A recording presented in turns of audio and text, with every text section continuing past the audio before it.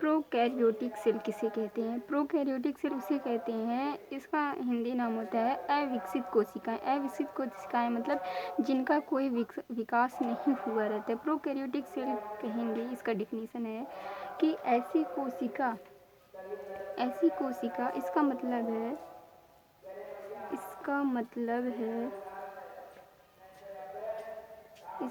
है ऐसी कोशिका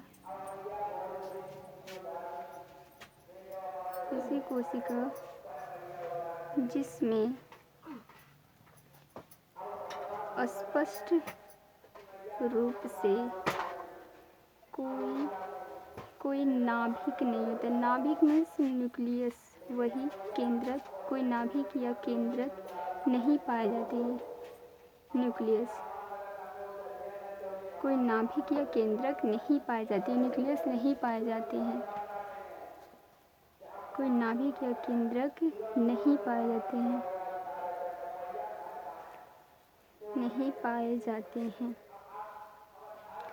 देखिए, प्रोकैरियोटिक सेल ऐसा है, इसमें आएंगे बैक्टीरिया आएंगे और आर्किया आएंगी। ये सभी जो हैं, इनमें अपना कोई भी नाभिक नहीं होता है और ना ही इनमें कोई माइटोकॉन्ड्रिया ही होता है।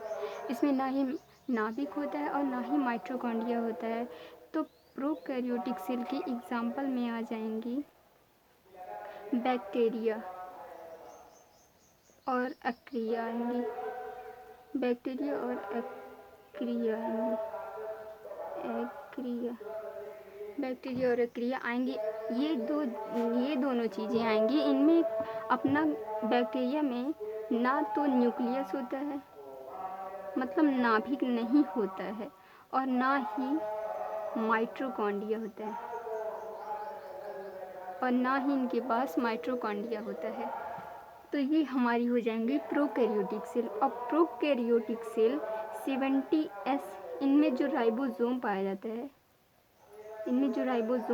है वो 70S टाइप की होती हैं।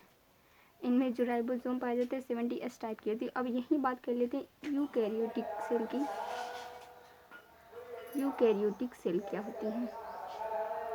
यूकैरियोटिक सेल वो हैं, प्रोकैरियोटिक सेल में तो नाभिक इनके पास नहीं होता है और यूकैरियोटिक सेल में इनके पास नाभिक होते हैं। इसका मतलब है कि ऐसी कोशिका जिनका या जिनके पास स्पष्ट रूप से अपना नाभिक होता है, स्पष्ट रूप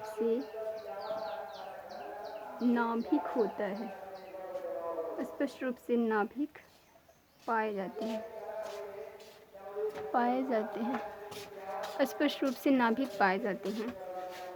तो इनमें आ जाएंगे प्लांट सेल भी आ जाएंगे। प्लांट में भी एक नाभिक पाया जाता है, उनके सेल में नाभिक पाया जाता है। एनिमल आ जाएंगी, ह्यूमन्स आ जाएंगी, मानव, इन सब में अपना एक नाभिक पाया जाता है। और यहाँ पे जो राइबोसोम पाया जाता है, इनमें जो राइबोसोम पाया जाता है वो 80S टाइप के पाए जाते हैं राइबोसोम।